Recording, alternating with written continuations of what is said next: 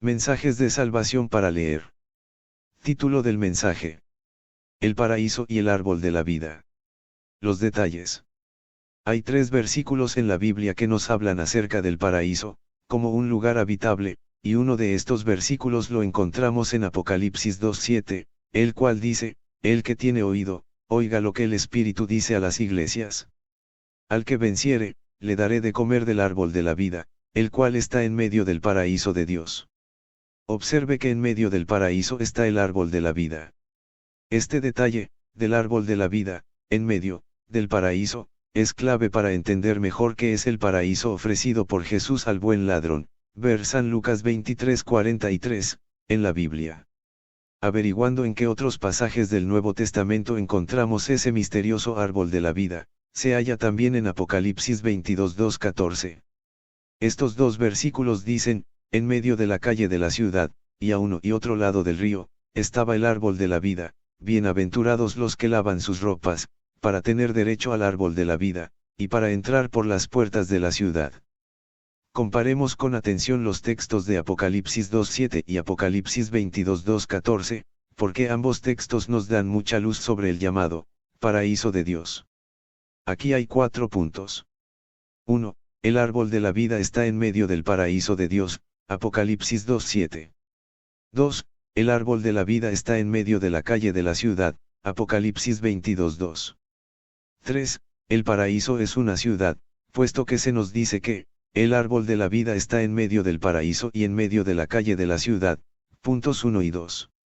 4. Los seguidores de Jesucristo verdaderos, están llamados a entrar por las puertas, Apocalipsis 22:14, de dicha ciudad celestial, donde está el árbol de la vida. El paraíso y la ciudad. Con lo anterior, queda demostrado que el paraíso está estrechamente ligado a la ciudad celestial, en el tercer cielo. Nosotros, como seguidores de Jesucristo, somos ciudadanos de esa ciudad celestial, pues San Pablo afirma que, nuestra ciudadanía está en los cielos, en Filipenses 3:20, en la Biblia. Y obviamente la palabra ciudadanía tiene que ver con una ciudad, aunque también con un país. En nuestro caso, somos ciudadanos de la ciudad llamada paraíso, que está en el tercer cielo. La casa de Dios. Todo esto tiene que ver con la casa de Dios. Nuestro Padre Celestial nos hizo a su imagen y semejanza, ver Génesis 1:26, en la Biblia. Es decir, Dios es un padre de familia, leer Efesios 2:19. Así también, los hombres forman familias y se convierten en padres. Dios tiene su casa propia en donde vive, ver Salmo 26:8. Así también el hombre edifica una casa en donde vive con su familia, leer Isaías 65:21. Recordemos que Jesús habló de la casa de mi Padre, en Juan 14:2-3, y en 2 de Corintios 5:1, San Pablo dice que, tenemos de Dios un edificio, una casa no hecha de manos, eterna, en los cielos. Por otro lado, es interesante lo que el autor del libro a los Hebreos dice con las siguientes palabras: fue, pues, necesario que las figuras de las cosas celestiales fuesen purificadas así, pero las cosas celestiales mismas, con mejores sacrificios que estos. ¿Por qué no entró Cristo en el santuario hecho de mano, figura del verdadero, sino en el cielo mismo, para presentarse ahora por nosotros ante Dios, en Hebreos 9:23-24? Lo que el autor de Hebreos revela aquí, es que en el cielo hay cosas, como por ejemplo, un santuario verdadero. También, Hebreos 8:1-2 en la Biblia nos habla del tabernáculo que Dios levantó en el cielo, y no el hombre.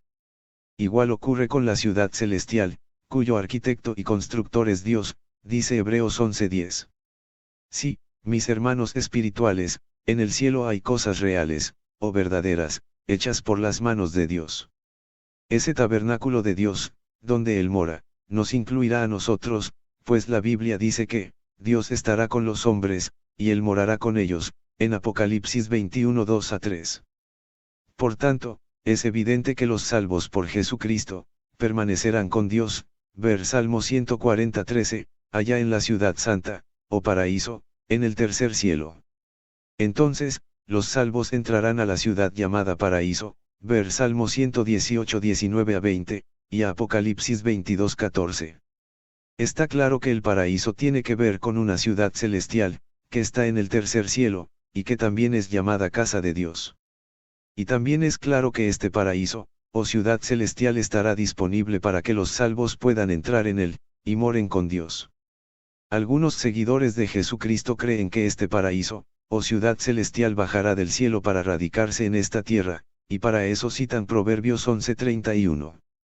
Cuando Jesús le dijo a aquel crucificado, en verdad te digo, hoy estarás conmigo en el paraíso, con eso Jesús quería dar a entender que, desde entonces, todo el que muriera y su alma iba a ser salvo por el mismo Jesús, esa alma iba a ser conducido por ángeles al paraíso. Antes de venir Jesús, las almas eran conducidas al seno de Abraham.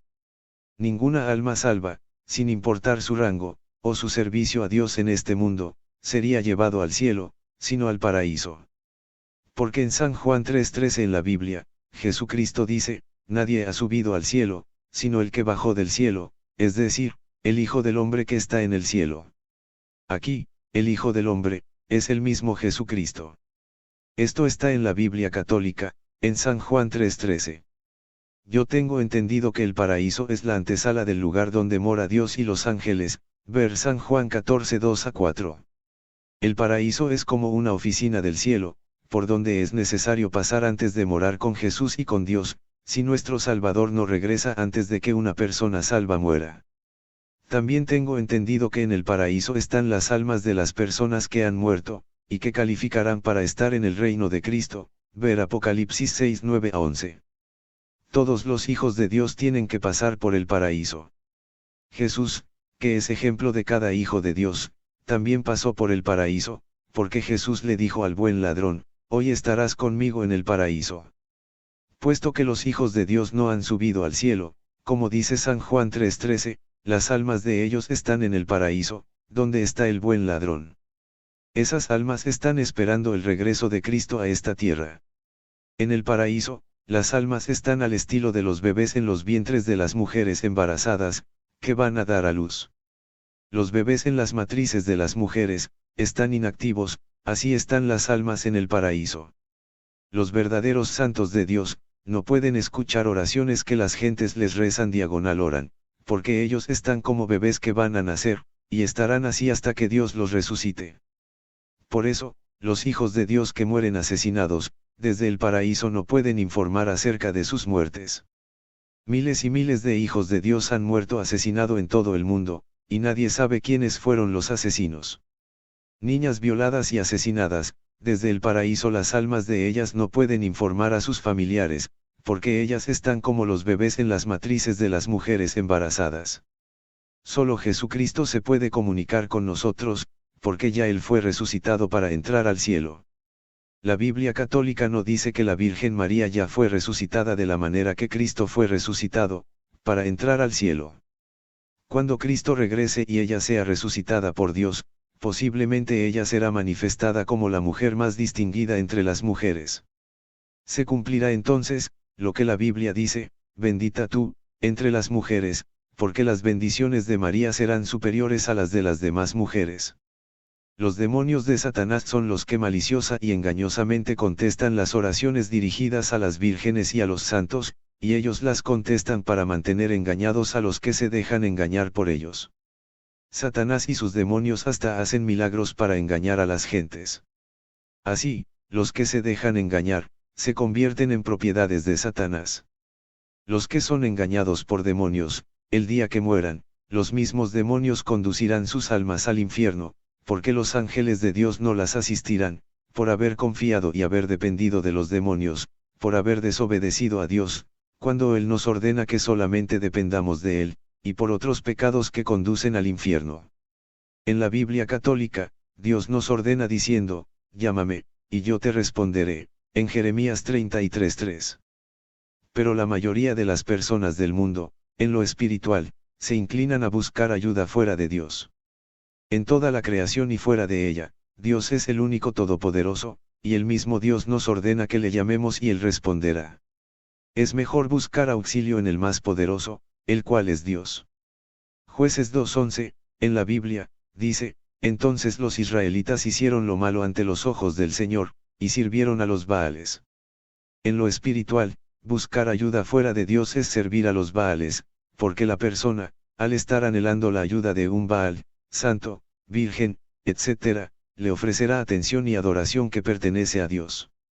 En Apocalipsis 22, 8-9, la Biblia dice, yo, Juan soy el que oyó, y vio estas cosas.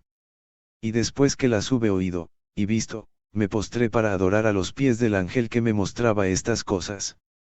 Pero él me dijo, mira, no lo hagas, porque yo soy consiervo tuyo, de tus hermanos los profetas, y de los que guardan las palabras de este libro. Adora a Dios. A Dios es a quien debemos adorar, y para no confundirnos, a Dios solamente es a quien debemos buscar por ayuda y auxilio, ya que el mismo Dios nos ordena diciendo, llámame, y yo te responderé. Los ángeles y los arcángeles, están para servir a Dios, y solo nos ayudan cuando Dios les ordena hacerlo. Si usted envía una oración al arcángel Miguel, él no responderá, usted tiene que enviarla a Dios, y Dios usará a quien él quiera para ayudar a usted.